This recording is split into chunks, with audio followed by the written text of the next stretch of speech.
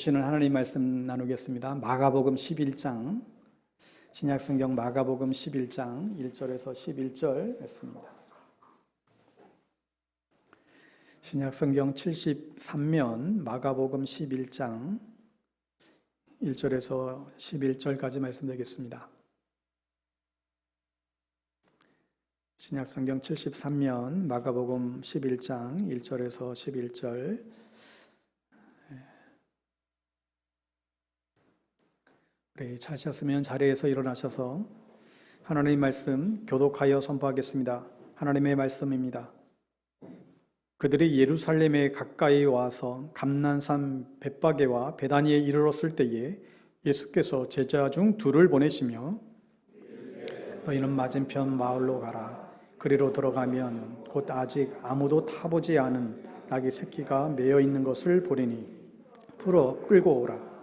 만일 누가 너희에게 왜 이렇게 하느냐 묻거든 주가 쓰시겠다 하라. 그리하면 즉시 이리로 보내리라 하시니 제자들이 가서 본즉 나귀 새끼가 문 앞 거리에 매여 있는지라. 그것을 푸니 거기 서 있는 사람 중 어떤 이들이 이르되 나귀 새끼를 풀어 무엇 하려느냐 하매 제자들이 예수께서 이르신 대로 말한데 이에 허락하는지라.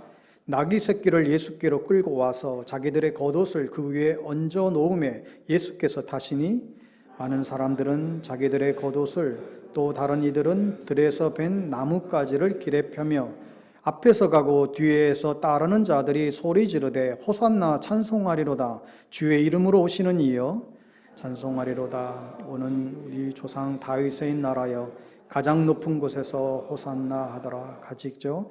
예수께서 예루살렘에 이르러 성전에 들어가사 모든 것을 둘러보시고 때가 이미 저물매 12 제자를 데리시고 베다니에 나가시니라. 아멘. 오늘 정료주일에 주시는 하나님의 메시지 겸손의 왕 예수 그리스도 제목으로 하나님 말씀 전가하겠습니다. 1806년 오스트레일리아의 전투에서 승리하고 돌아온 그 군대, 그 군사들을 환영하고 기념하기 위해서 세워진 프랑스의 개선문이라고 하는 큰 유명한 문이 있습니다. 이곳을 그 통과하는 그 당시에 나폴레옹의 그 모습은 그야말로 인류의 구원자 같았습니다. 그 매서운 눈매에 그 곧은 턱에 또 곁으로 보이기에도 정말 힘있어 보이는 그런 그 군마를 탄 나폴레옹의 모습을 우리는 이제 상기하게 됩니다. 그야말로 왕의 모습이었습니다. 그러나 그가 유럽을 지배하고자 했던 자신의 바람과는 반대로 잇따라 전쟁에서 실패하고 결국은 자신뿐만 아니라 그 프랑스도 몰락을 가져왔지요. 이러한 그 왕의 행차, 여러분 우리나라에 예전에 그 정조대왕의 그 행차했던 모습들을 여러분 그 화면을 통해서 여러분 이제 본 적들이 많이 있었을 것입니다. 왕이 행차, 임금이 행차하는 그 행렬만 볼 때도 얼마나 많은 그 호위대와 군악대와 수백 명의 사람들이 그 왕의 뒤를 따르는 것을 우리가 익히 보게 되죠. 여러분 그런데 이러한 세상의 왕과는 반대의 대조적인 모습이지만 이 땅에 진정한 왕으로 오신 분이 계십니다. 그분은 바로 하나님의 아들 예수 그리스도이십니다. 그분은 인류를 구원하시기 위해서 이 땅에 오신 하나님의 본체이시지만 사람의 몸을 입고 오시되 그분은 시골 마을의 목수의 아들로 오셨습니다. 그리고 마구간에서 태어나셨죠. 화면 내리셔도 될 것 같아요. 그러나 그분은 아주 보잘것없는 가장 그 누추한 곳에 오셨지만 이 겸손의 왕으로 오신 예수님은 세상을 구원하러 오신 진정한 왕의 왕이 되어 주셨습니다. 여러분 오늘은 종료주일입니다. 이 세상을 구원하시기 위해서 예수님께서 십자가를 지시기 위하여 그 당시 적진과 다를 바 없는 예루살렘에 입성한 날을 기념하는 주일입니다. 인류를 구원하기 위한 그 여정은 이제 이 예루살렘 입성으로 인해서 이제 막바지에 이르렀습니다. 오늘 종료주의를 시작으로 고난주간 동안 예수님은 왜 이 땅에 오셨는가를 우리에게 보여주고 있습니다. 그리고 그 과정에서 우리에게 주시는 메시지를 오늘 이 시간 주의 음성을 듣기를 원합니다. 여러분, 2000년 전 예수님이 예루살렘에 입성했던 그 모습을 우리가 떠올려 보면 그 모습은 굉장히 초라했습니다. 만왕의 왕이신 하늘의 모든 권세를 가지신 그 예수님의 행차하시는 그 모습은 너무나 초라했다는 거예요. 사람들은 종려나무 가지를 가지고 나와서 예수님을 향하여 호산나라고 그렇게 외쳤습니다. 이 호산나, 주의 이름으로 오시는 이여, 이는 곧 이스라엘의 왕이시로다. 사람들은 예수님을 환영하며 대단하게 소리를 질렀습니다. 사실 예수님은 그 이전에도 예루살렘에 입성한 적이 있었지만, 그리고 많은 기적들을 베푸셨지만 그때마다 예수님은 자기 자신을 오히려 숨기는 데에 더 바빴습니다. 그런데 이번에는 당신을 따르는 무리들, 심지어 그 유대교 지도자들조차도 다 알아차릴 정도로 왜 이렇게 사람들이 이렇게 떠드느냐, 그렇게 예수님께 묻자 저들이 외치지 않으면 돌들이 소리 지를 거라고 하면서 자신의 예루살렘 입성에 대해서 공개적으로 지금 알리고 있습니다. 스가랴서 9장 9절에 보면 스가랴 선지자는 예수님이 오시기 전에 예수님이 왕으로 오신다라는 것을 예언을 했는데, 그 예언이 성취되어 그 왕이 오시니까 기뻐하고 즐거워하라고 소리치라고 외치게 했다는 것이죠. 즉 내가 왕이다, 내가 왕으로 이 땅에 왔다는 것을 모든 사람에게 알리게 하려고 예수님의 입성을 환호하게 했던 것입니다. 여러분, 예수님은 왕이십니다. 세상 나라의 왕이 아니라 하나님 나라의 왕이십니다. 그분은 창조주이시기 때문에 하늘과 땅과 온 우주의 주인 되시죠. 그분이 다스리십니다. 그래서 우리는 그분을 만왕의 왕, 정말 왕 중의 왕이라고 부르는 것이죠. 하늘과 땅의 권세가 그분의 손에 달려 있습니다. 그렇습니다, 여러분. 예수님은 이 땅에 왕으로 오셨습니다. 우리를 다스리기 위해서 이 땅에 오신 거예요. 그분에게는 한없는 권세와 능력이 있습니다. 그것을 모든 사람들에게 알리기 위하여 예수님은 예루살렘에 오신 것이죠. 그러면 왜 하필이면 나귀를 타고 왔을까? 왜 가장 누추한 어린 나귀 새끼를 타고 왔을까요? 왕이신 것을 드러내려면 마치 좀 더 품위 있고 위험 있는 모습을 띠고 오면 더 좋지 않을까요?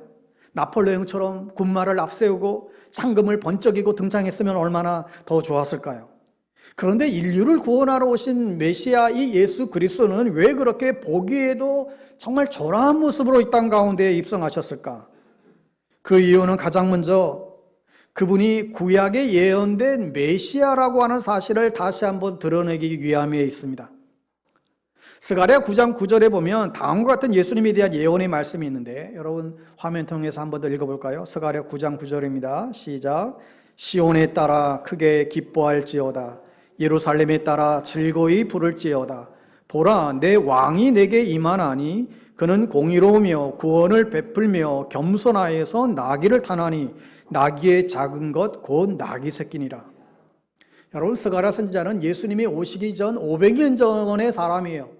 500년 전에 그가 말하기를 500년 후에 이스라엘을 구원할 메시아가 올 것인데 그분은 어떠한 화려한 백마를 타고 오는 것이 아니라 나귀, 그것도 가장 작은 어린 나귀 새끼를 타고 올 것이다 예언하였습니다. 그래서 구약을 그 당시에 잘 알고 있었던 그 유대 사람들은 예수가 구약의 메시아임을 사실 나귀 새끼를 타고 오는 모습을 보고 금방 알아채었지요.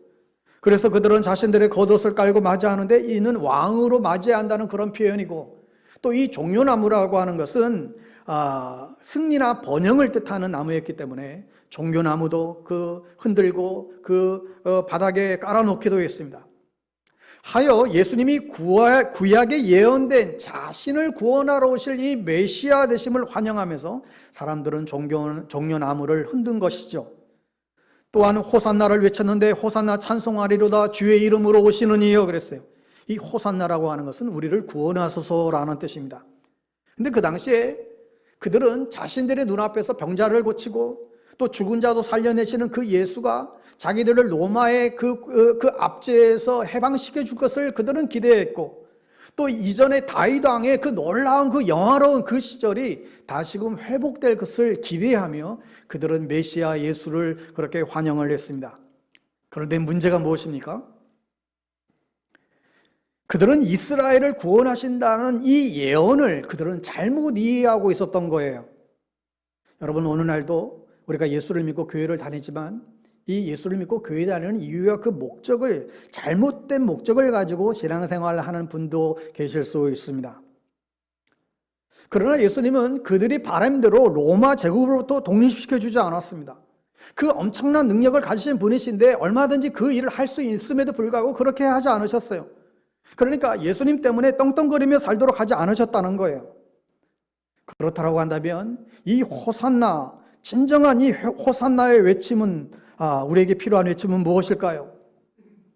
우리에게도 호산나가 필요 없다라고 여러분 말하지 마십시오. 호산나는 지금도 우리에게 필요하죠. 호산나의 주체는 과학도 정치도 경제도 아니에요. 호산나의 주체는 우리를 구원하러 오신 예루살렘에 입성하신 왕 중의 왕이신 예수 그리스도이십니다. 왕의 왕 되신 그리스도, 하나님의 나라를 통치하시는 그 왕께서, 그분이 내 안에 입성하실 때 내 가정과 내 민족과 이 사회가 놀라운 구원과 변화의 회복을 가져오게 되는 것입니다. 여러분, 이 확신을 가졌을 때에 구원이 필요할 때마다 우리는 호산나를 외칠 수 있어야 돼요. 주여 구원하소서. 나를, 우리의 가정을, 우리의 교회를, 이 세상을 구원하소서. 여러분, 이 구원이 절실한 이 시대에 우리 그리스도인들이 기도와 찬양과 마음 가운데 외쳐야 될 그 울림이 바로 이 호산나입니다. 주님, 우리를 구원하여 주옵소서. 여러분, 왜냐하면 예수님은 이스라엘뿐만 아니라 온 세상에 진정한 평화를 주러 오신 메시아이기 때문에 그렇습니다. 여러분, 이 나귀 새끼는 평화와 또한 겸손을 상징하는 표현이기도 하죠. 아까 스가랴 9장 9절을 다시 보시면 그는 공의로우시며 구원을 베푸시며 겸손하여 나귀를 타시나니, 나귀를 타신 이유가 겸손을 나타내기 위함이다. 아니, 나귀는 나귀인데 겸손을 나타내기 위한 왕이라는 거예요. 여러분, 좀 역설적인 말이죠. 왕은 위엄이 있어야 되는데, 그런데 겸손한 왕이라는 거예요. 사실 왕이 겸손하다라는 것은 말이 되지 않습니다. 그런데 주님은 겸손을 가르치기 위하여 내가 이 땅에 왔다, 낮아짐을 가르치기 위하여 이 땅에 왔음을 알리기 위해 나귀를 선택했다라고 표현하고 있습니다. 또한 예수님은 비록 세상에 권세 있는 자로, 돈 많은 자로 이 땅에 오시지 않았지만 결국에는 세상 가운데에서 진정한 평화를 가져다 주실 왕이라는 것을 말씀하고 있습니다. 여러분, 예수님의 오심을 예언한 이 스가랴 9장 10절에 이어지게 보면, 그가 이방 사람에게 화평을 전할 것이요 그의 통치는 바다에서 바다까지 이르고 유브라데 강에서 땅끝까지 이르리라. 그분이 오시면 유대 나라만 다스린다는 것이 아니라는 거예요. 그분이 오시면 온 세상을 다스리겠다. 세상의 주인으로 다스리는데 무엇하려고 다스리느냐? 세상 사람들의 구원을 주시려고, 세상 사람들에게 평화를 주시려고 오셨다는 것입니다. 그런데 여러분, 여기서 이 평화라고 하는 것은 예수만 믿으면 마음이 평안해져, 이런 뜻이 아닙니다. 우리는 흔히 누군가를 전도할 때 이런 표현하잖아요. 예수 믿으면 마음이 참 평안이 있어요. 우리가 이런 표현을 할 때가 있죠. 여러분, 그런데 어떠세요? 예수 믿고 살아보니까 마음이 평안해지셨습니까? 예수 믿고 난부터 늘 마음이 평안하신가요? 여러분의 마음이 늘 마음이 잔잔한 호수처럼 늘 평안하신가요? 물론 그러신 분도 계시지만 그러지 않는 분들도 많이 계실 것입니다. 예수님이 우리에게 화평을 가져다 준다는 그 말은 보다 근본적으로 하나님과 깨어졌던 관계, 하나님과 단절되었던 그 관계를 다시금 회복시킨다라고 하는 의미가 있습니다. 하나님과의 화평의 관계를 이루신다는 거예요. 하나님이 처음 인간을 만드셨을 때는 어땠어요? 하나님은 우리가 하나님을 아는 자로 살기를 원하셨죠. 그래서 하나님과 교통하며 그 에덴에서 샬롬, 그 평화의 삶을 살며 세상을 다스리며 살기를 원하셨습니다. 그런데 첫사람 아담의 그 불순종으로 인해서 우리 인간은 하나님과의 관계가 깨어져 버렸고, 그때부터 모든 인간은 태어날 때부터 하나님과 단절된 상태가 되었고, 그 결과 우리는 죄악 가운데 태어나 우리는 죄악 가운데 살 수밖에 없게 되었습니다. 여러분도 날 때부터 하나님을 모르고 태어났습니다. 여러분도 하나님이 이 세상이 주인이라는 사실을 사실 모르고 우리는 이 세상에 태어났죠. 그러다 보니까 결국 우리는 하나님의 뜻대로 사는 것이 아니라 사람의 내 뜻대로 살아가는 것이죠. 그러므로 여러분, 죄라고 하는 것은 윤리적인 어떤 잘못, 타락을 말하는 것이 아니라 본질적으로 자신을 만드신 하나님과의 단절을 의미하는 거예요. 하나님을 몰라보는 게 죄라는 거예요. 하여 여러분의 지인 가운데, 여러분의 가족 가운데, 야, 저 사람은 법 없이도 살 사람이야. 야, 저 사람은 저렇게 착하고 선할 수가 없어. 그런 사람이라 할지라도 그분이 만약 하나님을 알지 못한다라고 한다면, 하나님과 단절된 삶을 살아가고 있다라고 한다면 그분은 죄인인 것입니다. 그러니까 이 세상이 왕이신 하나님에 의해서 다스려진다는 사실을 모르니까 주님 뜻보다는 자기의 뜻을 추구하며 살아가지요. 그러니 자기의 힘으로 열심을 다해서 살아도 자기 뜻대로 되어지지 않는 현실을 바라보며 때로는 불평하고 때로는 원망하고 때로는 낙심할 수밖에 없는 것입니다. 그것뿐만 아니라 하나님과 단절은 또한 사람들과의 관계에서 자기중심적인 삶을 살게 만들어버려요. 죄가 뭐냐면 하나님과 단절되어서 사람의 성품이 자기중심적으로 빚어지는 거예요. 그러다 보니까 모든 기준이 하나님의 기준이 아니라 자기가 기준이에요. 여러분, 이러한 자기중심적인 사람의 특징이 뭐냐면 자기를 높이는 데에 있습니다. 하나 됩시다 말해도 내 의견대로 하나가 되기를 생각해요. 남의 의견을 받으려고 하지 않아요. 사회 돌아가는 게 그렇습니다. 사람 관계, 사람 만남이 사실 다 그렇습니다. 가만히 보면 다 자기를 드러내려고 하는 거예요. 그러니 갈등이 일어날 수밖에 없지요. 맞고 틀리는 것도 결국은 하나님의 기준이 아니라 자기가 기준이 되다 보니까 당연히 다른 사람들과 갈등을 빚게 됩니다. 왜 그렇게 부모 자식 간의 갈등이 있을까요? 그렇게 한순간에는 헤어지기 싫어서 결혼까지 했는데 왜 이렇게 그 부부 간에 그렇게 갈등이 또 있는 것일까요? 그게 다 죄 때문인 것이죠. 자기 중심으로 생각하기 때문에, 자기 생각대로 상대방도 그렇게 생각해야 된다고 생각하고 자기 소견에 오른 대로 모든 일들이 진행되어져야 된다고 믿는 것이죠. 그러니 갈등이 있고 대립이 있고 인생 사는 것이 고달픈 거예요. 다 마음에 안 들어요. 다 틀린 거예요. 이것이 하나님을 도외시하고 살아가는 사람들의 자상인 것이죠. 그런데 예수님이 오신 이유는 이 죄의 문제를 해결해 주시려고 하나님과의 관계를 회복시키려고 이 땅 가운데 오셨습니다. 여러분, 에베소서 2장 14절 16절 말씀 우리 화면 통해서 한 번 더 읽어볼게요. 같이 읽습니다. 그는 우리의 화평이신지라 둘로 하나를 만드사 원수된 것 곧 중간에 막힌 담을 자기 육체로 허시고 법조문으로 된 계명의 율법을 폐하셨으니 이는 이 둘로 자기 안에서 한 세 사람을 지어 화평하게 하시고 또 십자가로 이 둘을 한 몸으로 하나님과 화목하게 하려 하심이라. 예수님은 이 모든 갈등의 원인을 해결해 주시려고 주님은 오셨다는 거예요. 그래서 예수님 때문에 하나님과의 관계가 회복이 일어난 사람들은 이제 더 이상 자신의 지혜와 능력으로 살아가는 사람들이 아니라 하나님과의 교통을 통해서 하나님이 주시는 은혜와 능력으로 살아가게 됩니다. 하여 그분을 신뢰하며 살아가는 것이죠. 그로 인해 다른 사람을 향해서도 미움과 갈등이 아니라 평화와 기쁨 가운데 살아가게 됩니다. 누구 때문에요? 예수님 때문에. 그 예수님 때문에, 그 예수님을 철저히 신뢰하면 신뢰할수록 관계 안에서도 분통이 터지는 것이 아니라 이해하고 받아들여지기를 시작하게 됩니다. 여러분, 그래서 하나님과의 관계 회복은 다른 사람들과의 관계 회복도 가져다 줍니다. 여러분, 살아가면서 다른 사람들과의 관계에 어떤 문제가 있으십니까? 누군가의 갈등으로 너무너무 괴로워하고 계십니까? 여러분에게 필요한 것은 다른 사람을 탓하는 데 있지 않습니다. 누구의 잘못을 지적하는 데 있지 않습니다. 그 사람을 탓하지 마십시오. 먼저 내 자신이 하나님과의 그 온전한 관계를 회복해 보십시오. 그러면 여러분이 바라보는 모든 시각이 달라지게 됩니다.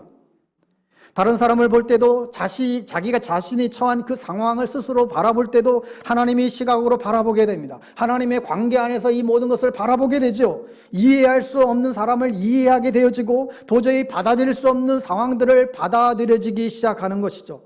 결국은 갈등과 다툼을 극복하게 됩니다. 사랑하는 여러분, 예수님이 이 땅에 오신 것은 그저 우리 마음 편하게 해주려고, 그저 이 땅 가운데에서 우리가 살아가면서 복받고 풍요로운 삶을 사는 게 거기에 다가가 있지 않습니다. 예수님이 예루살렘에 입성하신 사건은 무엇보다도 우리 인류의 영원한 숙제인 이 죄와 죽음의 문제를 해결하기 위하여 예수님은 예루살렘의 구원자로 입성하셨다는 사실이죠. 두 번째로 예수님이 이 사건을 통해서 왜 자신이 겸손의 왕으로 오셨는가를 우리에게 또한 가르쳐주고 있습니다. 여러분, 지상 최대의 겸손이 무엇이라고 생각하십니까? 이 인류에 있어서 가장 최대의 겸손이 뭐예요? 하나님의 본체이신 하나님의 아들 되신 예수 그리스도가 사람의 피조물의 몸을 입고 이 땅에 오신 것이죠. 그것도 로마 군병들의 그 멸시와 천대를 받으면서 십자가에 죽기까지 낮아지신 사건입니다. 예수님은 그 겸손을 보여주기 위해서 이 땅에 태어나셨고, 태어나셨을 때도 아주 보잘것없는 그 시골 마을의 목수의 아들로 그 허름한 마구간에 태어나셨습니다. 여러분 생각해 보셨나요? 왜 하필이면 메시아 왕 대신 그가 왕궁에 태어나지 않고 그 초라한 그 마구간에 태어났을까? 왜 왕의 가문에 태어나지 않았을까? 왕의 가문에 태어났으면 좀 더 폼나게 그렇게 구원 역사를 이룰 것 같은데 왜 저 시골에서 태어나게 하셨을까? 또 오늘 본문처럼 인류를 구원하시는 분이 하필이면 그 아주 보잘것없는 나귀 새끼를 타고 예루살렘에 입성하신 것인가? 여러분, 그러나 그분의 겸손은 최고의 반전을 이루은 것이죠. 바로 인류를 구원하신 것입니다. 수많은 군대를 동원해서 무력으로 이 일을 이루신 것이 아니라 십자가에서 겸손하게 죽으심으로 이 인류 구원의 사건을 이루어 주셨습니다. 예수님은 이 일을 통해서 우리에게 말씀하시는 거예요. 세상을 구원하고 영혼을 구원하는 것은 세상 권력 가지고 되는 게 아니라는 거예요. 돈 많이 벌어서 되는 게 아니라는 거예요. 예수님처럼 겸손한 삶을 살아가게 될 때에 그가 건강하든 그가 건강하지 않든, 그가 지위가 높든 그가 지위가 낮든, 그가 가난하든 부자든 상관없이 늘 겸손함으로 살아갈 때 그 겸손이 영혼을 살리고 세상을 구원할 수 있다라고 우리에게 말씀하고 있습니다. 그래서 예수님은 이 사실을 우리에게 더욱더 각인시켜주기 위해 제자들에게 그분 자신이 창조주임에도 불구하고 친히 제자들의 발을 닦아주신 사건이 이어집니다. 요한복음 14장에 보시면 예수님이 제자들의 발을 씻어주시면서 내가 왜 이런 행동을 하는가 얘기를 하죠. 내가 너희들이 주인이고 선생인데 너희들이 내 발을 닦아줘야 마땅한데 왜 내가 너희들의 발을 닦아주는지 아느냐? 너희들도 서로 나를 본받고 그렇게 섬기라고 말씀하고 있습니다. 이렇게 예수님은 겸손함으로 섬길 때 영혼 구원의 역사가 일어난다라고 말씀하시는 것이죠. 또 마태복음 11장에서도 예수님의 겸손을 우리가 엿보게 됩니다. 마태복음 11장 28절 이하 말씀 우리 화면 통해서 한 번 더 읽겠습니다. 수고하고 무거운 짐진 자들아 다 내게로 오라. 내가 너희를 쉬게 하리라. 나는 마음이 온유하고 겸손하니 나의 멍에를 메고 내게 배우라. 그리하면 너희 마음의 쉼을 얻으리니. 여러분, 여기에서 쓰인 이 겸손이라고 하는 단어의 언어는 타페이누스라고 하는 단어를 쓰고 있습니다. 이 타페이누스라고 하는 이 겸손이라는 말은 그냥 우리가 그냥 흔히 생각하는 그냥 겸손하다 이런 말이 아니라 엄밀한 의미에서는 아주 망가지고 만신창이가 되어서 다른 사람들이 도저히 그런 상태에 이르고 싶지 않는 그런 상태, 이게 타페이누스예요. 옷으로 얘기하면 다 헤어지고 거덜거덜 너덜너덜해진 상태를 말해요. 여러분, 이사야 53장에 보면 예수님의 이러한 모습을 우리는 또한 알 수 있습니다. 이사야 54장 2절 3절이죠. 그는 주 앞에서 자라나기를 연한 쑥 같고 마른 땅에서 나온 뿌리 같아서 고운 모양도 없고 풍채도 없은즉 우리가 보기에 흠모할 만한 아름다운 곳이 없도다. 그는 멸시를 받아 사람들에게 버림받았으며 강구를 많이 겪었으며 질고를 아는 자라. 마치 사람들이 그에게서 얼굴을 가리는 것 같이 멸시를 당하였고 우리도 그를 귀히 여기지 아니하였도다. 여러분, 예수님의 모습이 이렇게 너덜너덜해진 모습이 예수님의 모습이라는 거예요. 여러분, 이 사회는 너도 나도 다 자기 권리를 주장합니다. 사람들은 점점점 더 당당해져요. 자기가 세야 상대방을 이긴다라고 생각합니다. 여러분, 그러다 보니 어느새 교회도 그렇게 되는 것 같아요. 교회도 힘이 있어야 된다. 교회도 권세를 가져야 된다. 교회도 돈이 많아야 된다. 교회도 큰 건물을 가져야 된다. 이런 생각들이 우리 안에 지배되어져 있습니다. 점점 더 당당해지고 점점 뭔가 자랑하려고 하고 뭔가를 정말 내놓을 만한 그런 상태가 되어야만 승리하는 교회라고 생각하는 경향이 있습니다. 여러분, 그러나 그렇지 않다라는 거예요. 주님께서 우리에게 말씀하시는 것은 이 타페이노스예요. 오히려 너덜너덜해진 사람들이 아무런 사람들에게 관심을 받지 않는 그런 상태. 그런데 그게 우리의 힘이라는 거예요. 오히려 당당하지 않고 우리가 갖고, 비록 우리가 권리는 갖고 있지만 그 권리를 쓰지 않는 상태. 우리가 비록 힘은 가지고 있지만 그 힘을 쓰지 않는 상태, 그게 우리의 힘이라는 거예요. 세상과 다르게 살아가는 것이죠. 정말 약할 때 강함 대신에 그게 우리의 힘이라는 것입니다. 세상과 다른 가치와 이 시스템 속에서 살아갈 때 그게 우리의 힘이라는 것입니다. 그리고 그런 사람들이 모여 교회를 이룰 때 그 교회는 힘찬 교회가 될 수 있습니다. 여러분 진짜 그래요. 주께서 쓰시는 사람은 세상의 실력을 갖춘 사람이 아닙니다. 세상 지식으로 가득 찬 사람이 아닙니다. 일 잘하는 사람이 아닙니다. 하나님이 쓰시는 사람은 겸손한 사람입니다. 겸손이란 말의 또 다른 어원을 보면 이 흙이라고 하는 휴무스에서 왔습니다.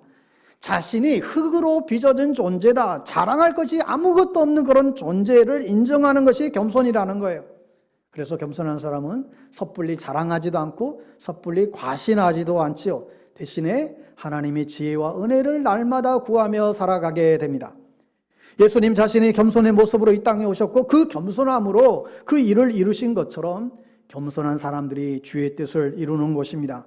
그래서 오늘도 하나님은 저와 여러분을 겸손하게 하시고 그래서 하나님 앞에 귀하게 쓰임받는 인생이 되기를 기대하고 있는 것이죠.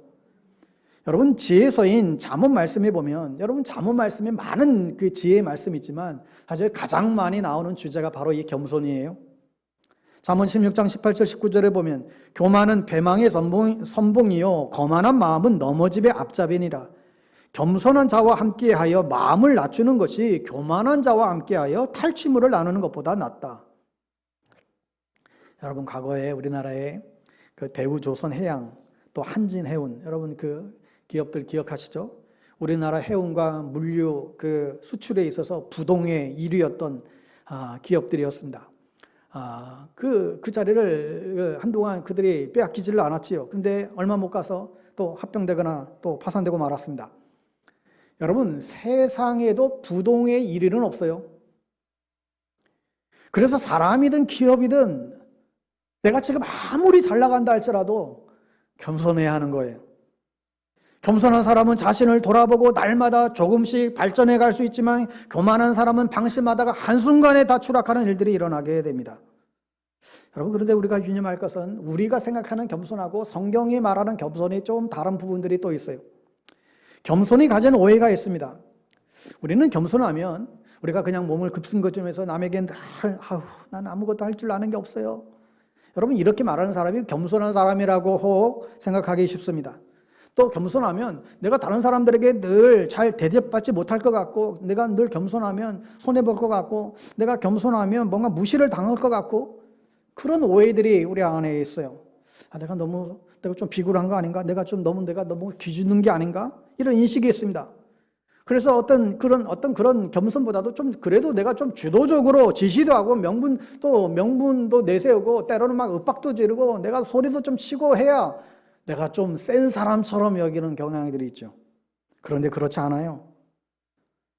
사실 그래서 겸손은 사실 아무나 할 수 있는 게 아니에요. 그런데 인간들은 다들 높아지려고 하기 때문에 이 사회에 문제가 일어납니다. 근데 여기에 대해서 성경은 특별히 예수님은 어떻게 처방전을 내리실까요? 빌립보서 2장에 보면 너희 안에 이 마음을 품어라. 곧 그리스도 예수의 마음이니. 갈등하는 빌립보 교회, 서로 싸우는 빌립보 교회, 서로 높아지려고 하는 그 빌립보 교회를 향하여 바울이 내린 처방이에요. 방법은 하나밖에 없다. 너희들은 그리스도 예수의 마음을 품어라. 여러분 이것을 다른 번역에서는 예수의 마음을 태도라고 번역해 놓았습니다. 예수님의 마음, 예수님이 보여주신 그 태도밖에는 방법이 없다는 거예요. 즉 예수님의 낮아지심, 예수님의 겸손, 예수님의 섬김 이런 태도를 가져야만 이 문제를 해결할 수 있다는 거예요. 겸손은 자기를 낮추는 것이고 또 상대방을 높이는 것입니다. 그런데 반대로 상대를 무시하고 나를 높이는 것, 그것은 교만이죠. 여러분 겸손한 사람들이 많이 모인 곳에는요 항상 사랑과 평화가 깃들어요. 그런데 교만한 사람들이 모이면요 항상 문제가 일어나고 항상 갈등이 있습니다. 겸손은 싸움과 풍파와 갈등을 멈추게 하는 하나님의 비밀 병기와 같습니다. 그래서 성경은 겸손에 대해서 베드로전서 5장 5절에서 이렇게 말해요. 젊은 자들아 이와 같이 장로들에게 순종하고 다 서로 겸손으로 허리를 동이라. 하나님은 교만한 자를 대적하시되 겸손한 자들에게 은혜를 주시느니라. 그러므로 하나님이 능하신 손 아래서 겸손하라. 때가 되면 너희를 높이시리라. 어떤 것이 겸손이냐? 하나님의 능력의 손 안에서 자신을 낮추는 거, 이게 진짜 겸손이라는 거예요. 겸손은 다른 게 아니라 겸손은 내 힘으로 살지 않겠다라고 하는 결심이에요. 내 가진 능력으로 살지 않겠다라고 하는 결단이에요. 그래서 겸손한 사람은 항상 하나님 앞에 섭니다. 슬퍼도 슬픔에 빠지지 않고 하나님 앞에 나아갑니다. 절망의 순간에도 기쁨의 순간에도 하나님께 나아갑니다. 잘 나가도 성공에 취하지 않습니다. 진짜 겸손한 사람들은 사람들에게 굽신굽신거리며 겸양의 말을 하는 것이 아니라 오늘도 하나님의 능력을 믿고 하나님께서 하실 일들을 자신의 앞에 자신의 생각과 자신의 고집을 다 내려놓는 것, 이것이 진짜 겸손이라는 거예요. 반대로 진짜 교만은 자신이 생각이 늘 옳다라고 생각하기 때문에 심지어 하나님의 말씀보다도 자신의 경험과 지식을 앞세우고 생각하는 사람들이죠. 그래서 전혀 다른 사람들의 말을 듣지 않으려고 하는 사람, 그래서 모든 것의 기준이 자기가 되어서 자기 뜻대로 생각하고 판단되어져야 된다고 생각하는 사람, 이런 사람들이 교만한 사람입니다. 그런데 놀라운 건 이런 교만한 삶을 살아가게 되면 결국은 패망한다는 사실이에요. 어느 선교사님이 뒤늦게 선교지에 가셨는데, 그쪽에 스페인어를 쓰는 지역이었는데, 자기가 아무리 이제 스페인어를 공부를 해도 이게 익숙해지지가 않더래요. 자기가 나이가 들어서 이게 공부하는 게 힘들어서 이게 잘 안 되나 그렇게 생각하다가 어느 날 기도하다가 이런 깨달음을 주셨대요. 자기가 스페인어를 잘 배우지 못하는 것은 다른 것이 아니라 평소에 자기가 남의 말을 잘 안 들으려고 하는 자기의 모습 때문이라는 거예요. 평소에도 자기 생각만 하고 남의 말을 귀담아 듣지 않았다라는 거예요. 때로는 자기에게 어떤 찔림이 되거나 또 부담스러운 말씀을 들을 때는 그냥 피해버렸다는 거예요. 그러니 다른 언어가 쉽게 익혀지지 않았다라고 그렇게 고백하는 것을 보았습니다. 여러분 중에도 남의 말에 귀 기울이지 않고 부모 말을 안 듣고 또 아내 남편의 말을 안 듣고 맨날 자기 고집대로 살아가는 사람들은 하나님 말씀도 안 드릴 거예요. 어떤 말을 들어도 때로는 내 마음에 상처가 되는 말이라 할지라도 저분을 통해서 이 말을 듣게 하는 것은 저분을 통해서, 때로는 목사님의 설교를 통해서 하나님이 나에게 주시고자 하는 말씀이 있구나, 이렇게 겸손하게 받아들이기 시작하면 여러분 정말로 그 인생은 바뀌게 됩니다. 하나님께서 쓰시는 상황이 온다는 거예요. 그런데 우리는 좀처럼 남의 말을 안 들어요. 여전히 자신이 늘 옳다고 생각하죠. 그래서 자신의 생각대로 뭔가 되지 않으면 좀처럼 그런 상황을 받아들이지를 못해요. 성경은 그런 틀을 뭐라 그래요? 어떤 상황 가운데서 결코 받아들이지 않고 그런 태도, 이게 영적 교만이라는 것입니다. 그런 사람들은 결국은 패망한다 말씀합니다. 또한 진짜 겸손은 다른 사람의 말을 들을 뿐만 아니라 하나님의 말씀을 겸손하게 받아들이는 거예요. 그래서 툭 하면 아이고 못해요, 제가 할 줄 아는 게 뭐가 있나요, 저는 상황도 아니고 저 입장도 안 돼요. 여러분 이렇게 말하는 게 결코 겸손이 아니라는 거예요. 예레미야 1장에 보면 하나님의 사명을 받은 사명자가 하는 말이 여호와여 보소서, 나는 아이라 말을 할 줄을 못합니다. 나 같은 게 무슨 선지자입니까? 저는 말할 줄도 모릅니다. 그때 예레미야에게 하나님이 이렇게 곧바로 말씀하세요. 너는 아이라 말하지 말고 내가 너를 누구에게 보내든지 너는 가며 내가 내게 무엇을 명령하든 너는 말할지니라. 너는 그들 때문에 두려워하지 말라. 내가 너와 함께하여 너를 구원하리라. 나 여호와의 말이니라. 너는 그들 때문에 두려워하지 말 것이고, 왜냐? 내가 너와 함께 할 것이고 내가 너와 함께 갈 거야. 여러분, 주님께서 함께 하시겠다는데, 주님께서 하시겠다는데 우리가 괜히 그냥 겸손 떠느라고 저는 못해요, 저는 할 줄 아는 게 하나도 없어요, 제 상황이 안 돼요. 여러분, 이게 이러고 있으면 겸손한 척하는 게 이게 아니라는 거예요. 그게 오히려 여러분 교만일 수 있어요. 왜 그래요? 자기 실력 갖고 하겠다는 거예요. 내가 가진 힘 가지고 하겠다는 거예요. 자기 힘으로 해보겠다고 하니까 그런 말이 나오는 거예요. 주께서 함께 하시고 주께서 이루실 일이라고 한다면 우리는 뒤로 물러날 것이 없습니다. 내가 좀 부족해도 내가 생각하기에는 이게 안 될 것 같아도 주님이 함께 하시면, 주님이 도와주시면 한번 해볼게요, 주님 도와주세요, 이러한 모습으로 나아가는 것이 진짜 겸손이라는 것입니다. 내 기준에서 나를 보는 것이 아니라 하나님의 능력의 손 안에서 나를 바라보는 것입니다.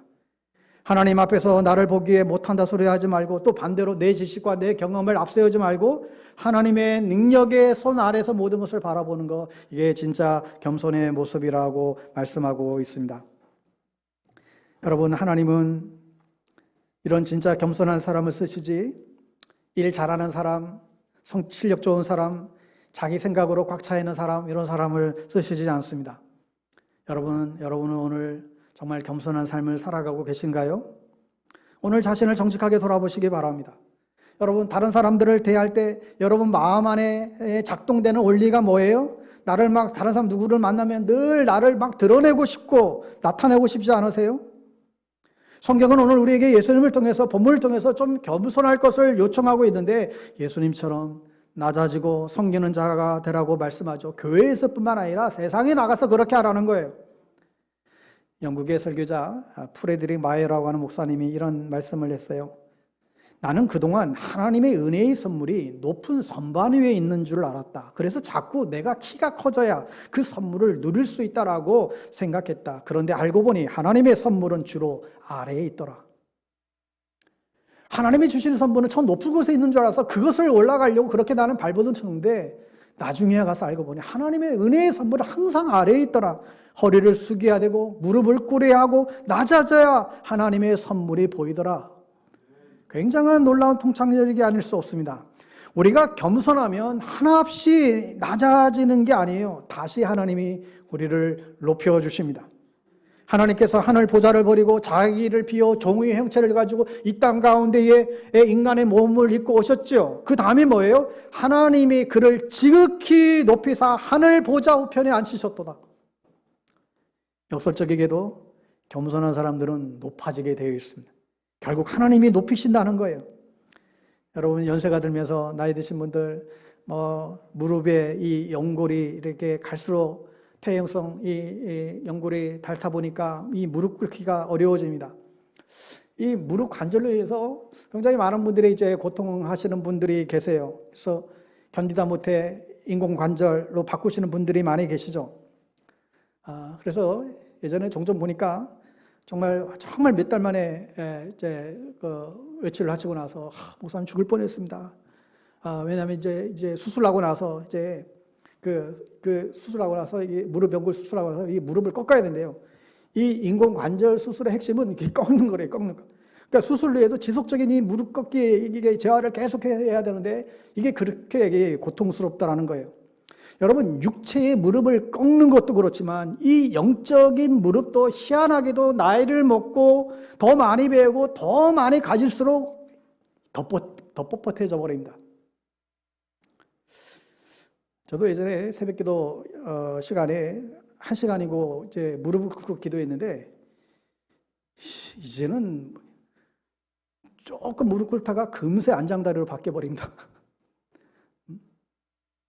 이 무릎 꿇기가 갈수록 어려워져요. 이게 고통스러워지는 것입니다.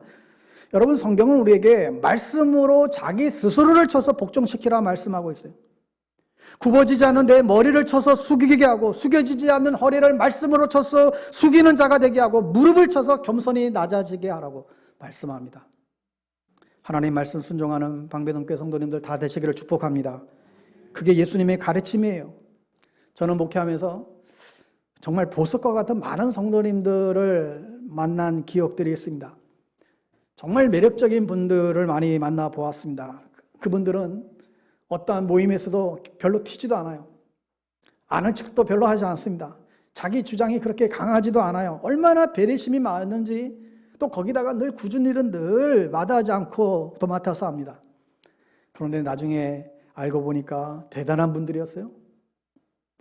공부도 할 만큼 했고 재산도 있을 만큼 있었고 사회적으로도 다 잘된 자식들도 다 또 유명 인사들이 자녀들이 득실했고 얼마든지 잘난 척할 수 있는 사람들이 얼마든지 교만할 수 있는 사람들이었어요. 그런데 그분들에게 그런 모습이 전혀 보이지가 않아요. 얼마나 겸손한지 그게 얼마나 아름다운지.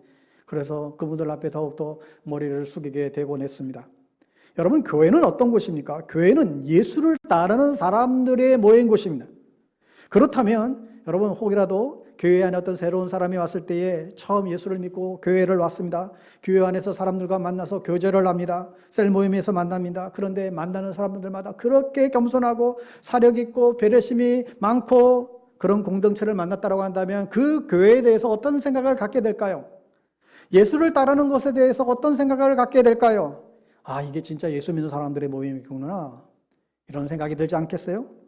만약에 세상에서 어떤 사람을 만났는데 그분이 나보다 훨씬 더 높은 분이고 실력도 많은 분이고 모든 게 나보다 다 앞선 분인데 늘 오히려 더 겸손하고 더 배려가 있고 사력 있고, 그런데 보니까 그분이 크리스찬이었다. 여러분, 이런 사실을 알게 될 때에 그 사람은 예수 믿는 것에 대해서 어떤 생각을 하게 될까요? 또 반대의 경우도 얼마든지 우리는 상상할 수 있습니다. 아, 교회 왔더니 왜 이렇게 잘난 사람들이 많어? 아니, 교회 왔더니 조금도 양보를 안 하네.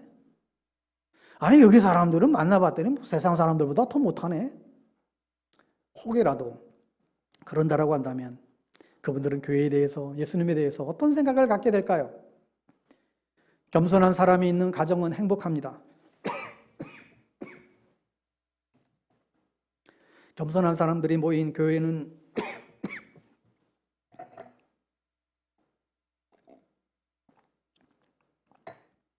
행복하죠. 거기에 진짜 하나님의 나라가 임하는 것입니다.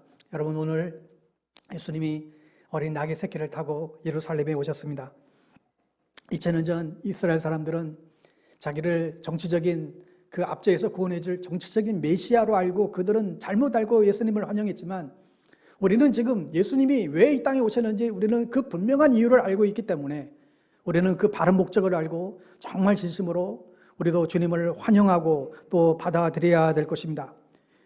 그분을 왕으로 모신다라고 하는 것은 그분의 다스림을 받겠다는 뜻입니다. 나는 그분을 왕으로 모시는데 내가 그분의 다스림을 받지 않겠다. 그럼 그분의 백성이 아닌 것이죠.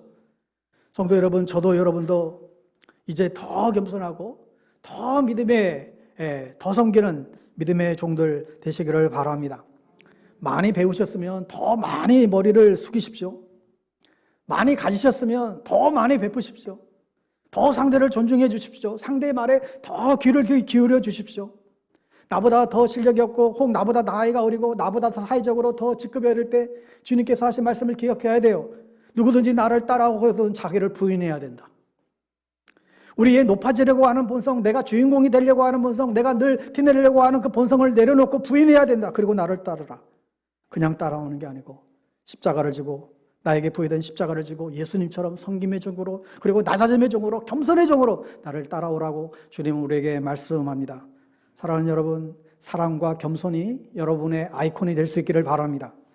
기꺼이 주님을 즐거움으로 따르는 주의 종들 되기를 축복합니다. 오늘 이 종려주일은 그리스도인들에게 이 응답을 요구하고 있어요. 당신의 왕은 누구냐는 거예요. 당신은 누가 당신을 통치하고 있느냐는 거예요. 누구의 말을 듣고 살아가고 있다는 거예요. 그리스도의 말을 듣고 그리스도가 통치한다라고 대답할 수 있는 저와 여러분 될 수 있게 되기를 바랍니다. 예수의 왕되심을 확인하는 이 귀한 예배가 되기를 주의 이름으로 축복합니다. 기도하겠습니다. 하나님 아버지, 감사합니다. 저희들의 목이 뻣뻣합니다. 무릎이 뻣뻣합니다. 늘 위에 있으려고 하고 가르치려고 합니다. 늘 장악하려고 합니다.